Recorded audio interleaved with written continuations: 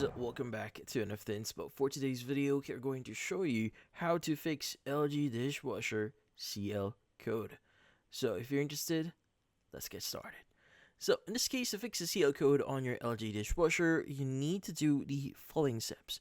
So first is we need to understand what does the CL code mean. So the CL code on the LG dishwasher indicates that the child lock feature is activated. So when enabled, it locks the control panel to prevent accidental button presses.